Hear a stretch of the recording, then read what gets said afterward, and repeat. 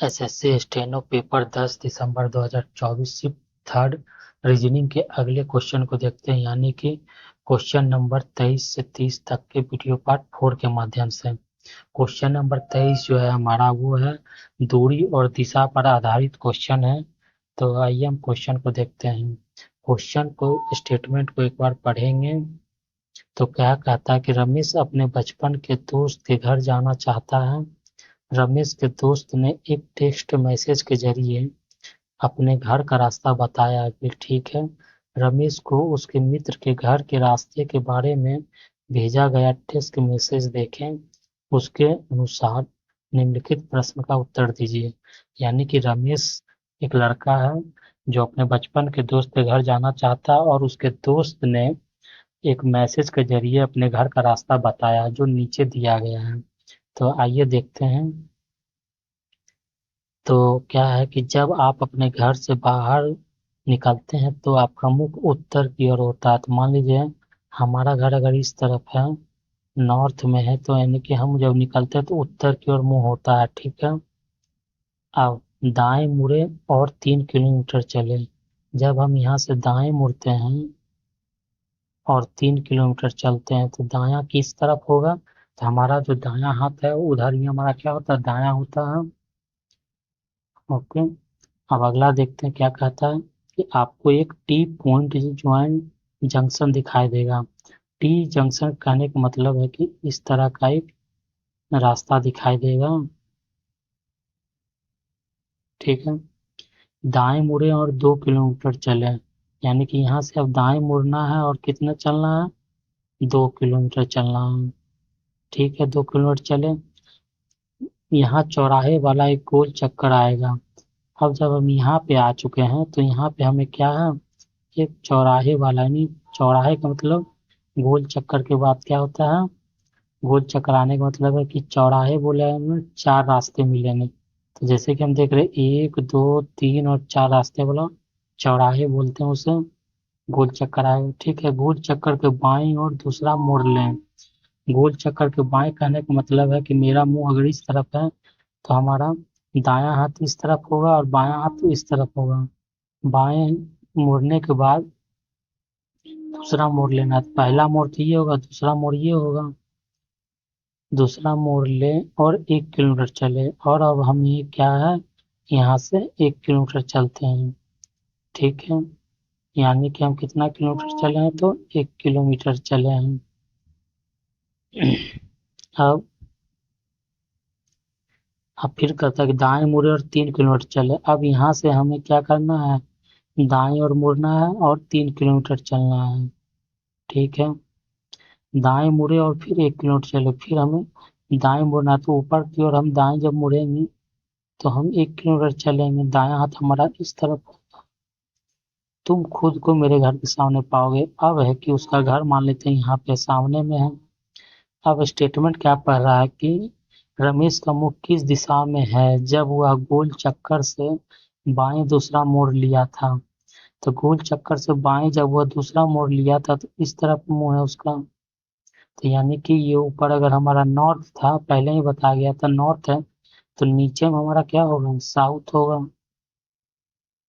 यानी कि दक्षिण दिशा है। तो हमारा आंसर क्या है, दक्षिण दिशा। तो हमारा ये नंबर ऑप्शन सही।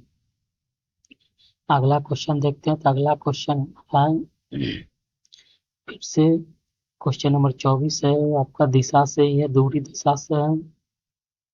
इसमें कह रहा है कि 5 खिलाड़ी हैं, ए बी सी डी और ई, एक क्रिकेट के मैदान में इस तरह से फील्डिंग कर रहे हैं कि सभी एक दूसरे से समान दूरी पर खड़े हैं। दूरी क्या हमारा समान है। और बी ए के पूर्व में है। हम ऐसे स्टेटमेंट के लोग जो निश्चित होगा कि जैसे कि बी जो है ए के पूर्व में है। अगर हम ए अगर इस तरफ मानते हैं तो इसके पूर्व में क्या है, बी है। हमारा पूर्व हमारा किस तरफ होगा, इसी तरफ होगा। ठीक है। ए का पूर्व हमारा इस तरफ होगा। ठीक, ये स्टेटमेंट हो चुका है। अब जबकि सी ए के दक्षिण में है। ए के दक्षिण में कौन है, सेमी डिस्टेंस है, सी है। तो ये हमारा चिन्ह हो गया। यदि डी सी के पूर्व में है तो डी जो है सी के पूर्व में, तो सी का पूर्व किस तरफ होगा, इसी तरफ होगा, और ये हमारा डी हो जाएगा। और ई के पश्चिम में है, और डी जो है अब क्या है, ई के पश्चिम में है, तो ई जब हमारा इस तरफ होगा तो इसलिए तब इसका पश्चिम हो जाएगा। ई के संदर्भ में डी की स्थिति पश्चिम में है, तब क्या कह रहा हूँ कि ई के संदर्भ में, ई हमारा ये रहा, ई के संदर्भ में बी का स्थान क्या है, तो हम क्या करते हैं, एक हम डायरेक्शन बना लेते हैं इस तरह से। तो हम क्या देखते हैं, तो ई के संदर्भ में अगर इस तरफ है तो यानी क्या है हमारा, नॉर्थ, साउथ, वेस्ट और ईस्ट। तब हमारा डायरेक्शन ये बी इस तरफ है, तो यानी कि हमारा किस में है, नॉर्थ और वेस्ट के बीच में है, यानी कि ये पूरब काम नहीं करेगा, ठीक है। तो ये हो गया आपका नॉर्थ और वेस्ट डायरेक्शन में, यानी कि उत्तर और पश्चिम में, यानी कि ए नंबर। आप देख पा रहे हैं कि बी की स्थिति इस तरह से है और ई इस तरह से। जब हम बी के संदर्भ की बात की जाए तो हम इसे सेंटर मान लेते हैं, ई को सेंटर मानते हैं, तो बी की स्थिति हमारा किस तरफ हो रही है, तो नॉर्थ और वेस्ट के बीच में है। तो ई को हमें सेंटर मान के फिर डायरेक्शन को बनाना होता है। अगला क्वेश्चन देखते हैं, क्वेश्चन नंबर 25 फिर से हमारा दिया गया है आपका, ये आपका सीटिंग अरेंजमेंट का क्वेश्चन है। जैसे कहा जा रहा है क्वेश्चन में कि 6 विद्यार्थी रितु, विनायक, अरवन, अर्नव, माया, फातिमा और अंकुर एक गोल मेज के परितः उसके केंद्र की ओर अभिमुख होकर बैठे हैं, लेकिन इसी क्रम में जरूरी नहीं, यानी कि एक सेंटर टेबल है, इस पे 6 व्यक्ति बैठे हैं, ठीक है। तो तो रितु, विनायक और अरवन दोनों का निकटतम पड़ोसी है। ये स्टेटमेंट हमें निश्चित डायरेक्शन नहीं दे रहा, तो हमें इसे बाद में करते हैं, जो फिक्स है पहले उसे देखते हैं। अरवन फातिमा के बाएं से दूसरे स्थान पर बैठा, हाँ, तो जैसे कि अरवन जो है फातिमा के बाएं से दूसरे स्थान पर बैठा, यानी कि अगर हम फातिमा को मान लेते हैं तो फातिमा के बाएं से दूसरा स्थान पर, तो इस और हमारा दाएं हो जाएगा, क्योंकि दायां हाथ हमारा इस तरफ है और बायां इधर हो जाए, तो फातिमा के बाएं, तो पहला और दूसरा, यानी कि यहाँ पे बैठा है कौन, तो अर्नव, ठीक है। फिर फातिमा विनायक के बाएं से दूसरे स्थान पर बैठी है, फातिमा विनायक के बाएं, तो विनायक का बायां कब होगा, दूसरे स्थान पर होगा, तो विनायक का बायां, यानी कि विनायक इधर होगा, और उसका सेंटर की ओर जब अभिमुख होगा तो दायां तो ऊपर की ओर हो जाएगा और दायां बायां नीचे, तो दूसरे स्थान, पहला और दूसरे स्थान पे कौन बैठा है, तो फातिमा, ठीक। अब विनायक रितु और माया दोनों का निकटतम पड़ोसी है, विनायक जो है रितु और माया। अच्छा, एक स्टेटमेंट और हमारा छूट गया, कौन सा, रितु विनायक और अरवन दोनों का निकटतम पड़ोसी है। रितु जो है अरवन भी है, विनायक भी है, यानी कि रितु हमारा किस है, यहाँ पे है, तो ये स्टेटमेंट भी हो गया। अब विनायक, रितु और माया, तो रितु हमारा है और विनायक भी है और माया, तो माया हमारा ईश्वर हो जाएगा, क्योंकि विनायक जो है रितु और माया के बीच में दोनों का निकटतम पड़ोसी है, ऐसा कुछ कहा जाता है। निकटतम पड़ोसी होने का मतलब यानी कि वो बीच में है। और आपका एक और कौन बच गया है, तो अंकुर, तो एक स्थान अगर हमारा खाली है तो वहां पे कौन बैठा होगा, निश्चित तौर पे अंकुर बैठा है। क्वेश्चन पूछा जा रहा है कि फातिमा जो है, फातिमा और अरवन के ठीक बीच में कौन बैठा है, अरवन हमारा यहाँ है, फातिमा हमारा यहाँ है, इसके बीच में कौन बैठा है, तो हम देख सकते हैं कौन है, अंकुर। अंकुर हमारा किस आंसर है, ऑप्शन नंबर डी में। अगला क्वेश्चन देखते हैं। फिर से सीटिंग अरेंजमेंट का क्वेश्चन है और क्वेश्चन क्या कह रहा है पहले उसे समझते हैं कि RSTUVW एक गोल मेज के परिता केंद्र की ओर अभिमुख होकर बैठे हैं, लेकिन इसी क्रम में जरूरी नहीं है। तो कितने लोग हैं? तो 1 2 3 4 5 6, 6 यानी कि फिर से सेंटर टेबल होगा, इस पे 6 लोग बैठेंगे। ठीक है। आर जो है भी के बाएं से दूसरे स्थान पर बैठा है, ये एक हमें निश्चित स्टेटमेंट दे रहा है स्थान। तो भी के बाएं अगर हम भी अगर आपका यहाँ मानते हैं भी के बाएं, तो बाएं हमारा इस ओर होगा। तो दूसरे स्थान पर पहला और दूसरा यानी कि हमारा आर बैठा है। आर और एस के बीच केवल एक व्यक्ति बैठा है, आर और एस के बीच। तो हम तो यहाँ पे एस बैठा नहीं सकते, यानी कि हम यहाँ पे एस बैठा सकते हैं। आर और एस के बीच केवल एक व्यक्ति बैठा है। एस और डब्ल्यू के बीच केवल 2 व्यक्ति बैठे हैं, एस और डब्ल्यू के बीच। तो हम देख सकते हैं इस तरफ से भी अगर 1 और 2 के बीच डब्ल्यू और इस तरफ से 1 और 2 के बीच डब्ल्यू, तो हमारा कोई भी किधर से भी डायरेक्शन ले हमारा उस तरफ से सही ही होगा, यानी कि निश्चित तौर पर डब्ल्यू यहीं पे बैठेगा। आर टी का निकटतम पड़ोसी नहीं है, आर का निकटतम पड़ोसी नहीं है कौन? टी। एक स्थान हमारा यहाँ बचा और एक स्थान यहाँ बचा, यानी कि टी हमारा यहीं पे बैठेगा। और आपका कौन सा बच गया है? तो यू। तो हमारा कहाँ बैठेगा? इस तरफ। जो अंतिम में बचा ये हमारा सिटिंग है और हमारा यू यहाँ पे बैठेगा। अब कहा जा रहा है क्वेश्चन में यू के बाएं से दूसरे स्थान पर कौन बैठा है? तो यू हमारा इस तरफ और उसका मुख अगर हमारा सेंटर की ओर है, जो कि पहले से ही क्वेश्चन में दिया गया है, तो यू के बाएं तो हमारा इस तरफ क्या हो जाएगा? दाएं। तो सेंटर की ओर मुख है तो दायां हाथ इस तरफ होगा और बायां हाथ हमारा इस तरफ होगा। तो बाएं दूसरे स्थान पर कौन बैठा? पहला और दूसरा स्थान पर तो टी बैठा है। टी हमारा किस ऑप्शन में है? तो सी ऑप्शन में है। तो हमारा टी हमारा सी ऑप्शन में, तो हमारा सी आंसर सही है। अगला क्वेश्चन देखते हैं। अगला क्वेश्चन भी उसी तरह से, लेकिन ये आपका रैंकिंग पर आधारित प्रश्न है कि KLMWXYZ ने एक परीक्षा में अलग अलग अंक प्राप्त किए हैं। जब हमें अलग अलग प्राप्त किए हैं इसका मतलब है कि असेंडिंग डिसेंडिंग ऑर्डर है एक तरह का, तो हम इस पे एक खड़ी रेखा पे दर्शा सकते हैं इसे। कितने लोग हैं ये देखते हैं, 1 2 3 4 5 6 7 लोग हैं। 1 3 4 5 6 और 7। ठीक है। ऊपर वाले को हम हाईएस्ट समझेंगे, हाईएस्ट अंक लाने वाला, नीचे वाले को लोएस्ट अंक यानी कम अंक प्राप्त करने वाला। ठीक है।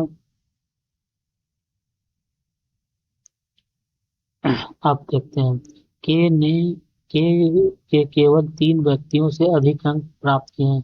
के यानी कि कह रहा है कि केवल 3 व्यक्तियों से अधिक अंक प्राप्त किए हैं, तो यानी कि वो नीचे से अधिक अंक प्राप्त किया होगा नीचे वाला व्यक्ति से, यानी 1 2 और 3, यानी कि के हमारा यहाँ पे होगा। इन तीनों से अधिक अंक प्राप्त किए हैं, पहला स्टेटमेंट हमारा हो चुका है। अब वाई ने केवल एल और एम से कम अंक प्राप्त किए हैं, वाई ने केवल एल और एम से कम अंक, वाई ने केवल एल और एम से कम अंक प्राप्त किए हैं। एल और एम से कौन है कम अंक प्राप्त किए हैं? तो वाई ने। तो यानी कि हमारा एल और एम, एल और एम इससे कम अंक प्राप्त किए हैं कौन? वाई ने। यहाँ पे नहीं वाई बैठेगा। ठीक है। और एल और एम की स्थिति अभी हमें निश्चित नहीं दी गई है। ठीक है। अब डब्लू ने जेड से अधिक लेकिन एक्स से कम अंक प्राप्त किए हैं। एक्स यहाँ है, डब्लू यहाँ हो जाएगा और जेड यहाँ। अब देखिए स्टेटमेंट में जो कहा जा रहा है वही है कि डब्लू ने जेड से अधिक, यानी कि जेड से अधिक और एक्स से कम अंक प्राप्त किए कौन? तो डब्लू। ठीक है। एल ने उच्चतम अंक प्राप्त नहीं किए। अब हमारा एल और एम की स्थिति स्पष्ट हो रही है कि एल ने उच्चतम अंक प्राप्त नहीं किए, मतलब कि सबसे अधिक अंक कौन प्राप्त किया है? तो हमारा एम। और यहाँ पे एम की स्थिति कट जाएगी, यानी कि एम हमारा सबसे ज्यादा और एल उससे कम अंक प्राप्त, यानी कि दूसरा ज्यादा प्राप्त करने वाला एल है। अब हमारा सभी डायरेक्शन मिल चुका है, सभी की स्थिति हमारा क्या है, मिल चुकी है। अब हमें क्या पूछा जा रहा है, कितने लोगों ने एक्स से कम अंक प्राप्त किए हैं। तो एक्स से कितने लोगों ने कम अंक प्राप्त किया, तो हम देख रहे हैं कितने लोग हैं, दो। कितने लोग हैं हमारा, दो हैं। कौन कौन है, डब्लू और जेड। तो दो हमारा किसमें है, बी ऑप्शन में, तो हमारा बी सही है। तो हम ऐसे क्वेश्चन को स्टेटमेंट के देखते हुए करेंगे कि स्टेटमेंट में क्या कहा जा रहा है। अगला क्वेश्चन देखते हैं, क्वेश्चन नंबर 28। उस विकल्प का चयन कीजिए जो विकल्प जो निम्नलिखित शब्दों को तार्किक और अर्थपूर्ण का क्रम विन्यास में जाता है, दर्शाता है। ठीक है, तो ऐसे क्वेश्चन को हम सबसे पहले तो ऑप्शन से बनाना सीखेंगे। ठीक है, अपने मन से हमें नहीं सोचना। अगर हम अपने मन से सोचेंगे तो हम कैसे सोचेंगे ये देखते हैं। हम तो पहले यही सोचेंगे कि सबसे पहले तो विश्व होता है। ठीक है, उसके बाद विश्व के अंदर हमारा क्या आता है, यूरोप देश आता है, समझेंगे इस तरह से। और फिर उसके बाद हमारा क्या आएगा, तो यूनाइटेड किंगडम ही आएगा। उसके अंदर का तो आएगा लंदन आएगा। और फिर उसके अंदर का क्या आएगा, बकिंगम पैलेस आएगा। हम तो यही सोचेंगे। तो हमारा ऑप्शन क्या आ रहा है, दो, पाँच, यूके एक, एल चार, और हमारा ये है तीन। तो आप देखिए, दो और पाँच से तो शुरुआत नहीं, ऑप्शन जो है हमारा दो और पाँच से तो शुरू है ही नहीं, यानी कि ये छोटा से बड़ा की ओर जा रहा है। अब हम समझते हैं छोटा से बड़ा। तो छोटा कहने का मतलब क्या है, तो छोटा से बड़ा जा रहा है, तो हम पहले बड़ा को पीछे करके देखते हैं। तो पहले क्या होता है, सबसे पहले आता है विश्व हमारा। ठीक है, पहला कौन सा आता है, विश्व।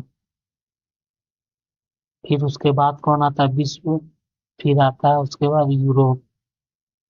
उसके उससे छोटा क्या आएगा, तो लंदन, सॉरी यूनाइटेड किंगडम। क्योंकि यूनाइटेड किंगडम के अंतर्गत हमारा क्या आता है, लंदन आता है। और लंदन में एक जगह है, क्या है, बर्मिंघम पैलेस है। अब हम जब इसे दिखाते हैं तो तीन, चार, एक, यूरोप आपका पाँच और दो। अब हमने देखिए कि नहीं, छोटा से बड़ा की ओर दिखाया जा रहा था। तो चीन तीन चार एक पाँच दो, तीन चार एक पाँच दो। तो हमारा ऑप्शन क्या है, ऑप्शन नंबर डी। तो हमें इस तरह से सोचना, ऑप्शन को देखते हुए सोचना है। अगर हमें यूनाइटेड किंगडम के बारे में जानकारी नहीं है, ना ही हमें लंदन के बारे में, ना ही बर्मिंघम पैलेस के बारे में, तो हम ऐसे समझ सकते थे इस प्रश्न को कि सबसे तो पहले सबसे बड़ा ऑप्शन को देखते हैं। तो ऑप्शन क्या होता है, विश्व देख दिख रहा है, सबसे बड़ा होता है, तो यानी कि विश्व। उसके अंदर आता है कौन, यूरोप आता है, यूरोप देश आता है। और फिर उसके अंदर कौन सा आएगा, एक देश आएगा। तो एक देश आने का मतलब कि यूनाइटेड किंगडम आएगा, और यूनाइटेड किंगडम के अंदर क्या आता है, लंदन शहर आता है। और लंदन शहर के अंदर का क्या है, एक जगह का नाम है आपका क्या है, बकिंघम पैलेस। इस तरह से समझ सकते थे। ठीक है, तब हमारा यही आपका बनता है, तीन चार पाँच और दो। तो हमें ऑप्शन से दो को देख के ही हमें समझ में आ गया, वो बड़े से छोटा से बड़ा की ओर जाना है हमें। तो हम इसे क्वेश्चन ऑप्शन से बनाएंगे। ओके, क्वेश्चन नंबर, अगला क्वेश्चन देखते हैं, तो 29 क्वेश्चन। अगला भी हमें क्वेश्चन का ऑप्शन से ही बनाना है, ना कि अपने मन से। तो हमें ऑप्शन देखते हैं क्या है अंतिम में, तीन है और पाँच है। ठीक है, तो तीन और पाँच को देखते हैं। तीन में हमारा क्या है, सप्तभुज है, पाँच में पंचभुज है। सप्त अब देखते हैं यहाँ पे कैसे एलिमिनेट करेंगे, कि अगर अंतिम में हमारा पाँच है, तो यानी इसमें पांच भुजा होती है, इसमें तीन भुजा होती है, इसमें सात भुजा होती है, इसमें छह भुजा होती है, वर्ग में चार भुजा होती है, यानी कि ये भुजा से है रिलेटेड।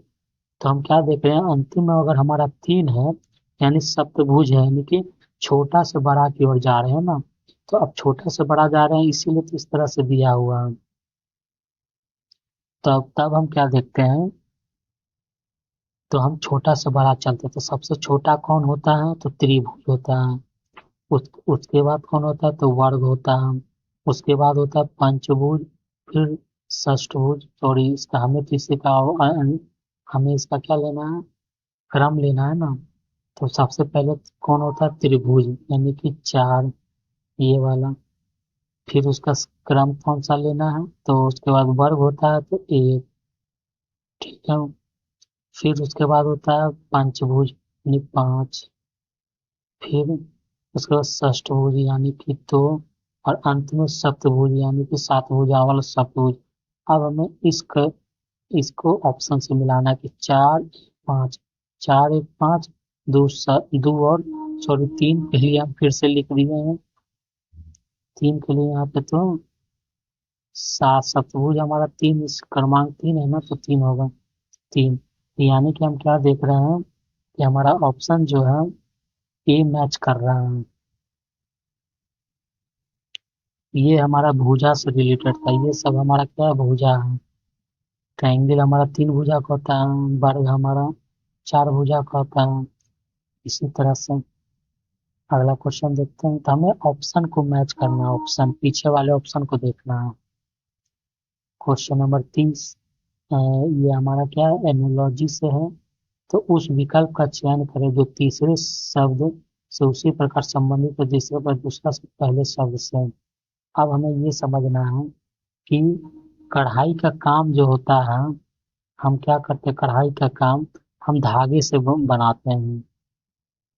समझ सकते हैं, अगर ये हमारा कोई कपड़ा है और हम उसमें कढ़ाई करना है, तो हम क्या करते हैं, धागे से हम कढ़ाई करते हैं, तो यानी फूल वगैरह बनाते हैं, ठीक है।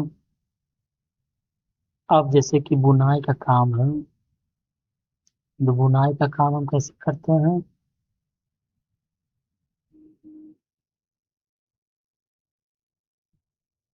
तब हम बुनाई का काम, बुनाई के लिए हमें क्या चाहिए, तो बुनाई के लिए हम क्या चाहिए, कढ़ाई का काम करने के लिए हमें धागा चाहिए।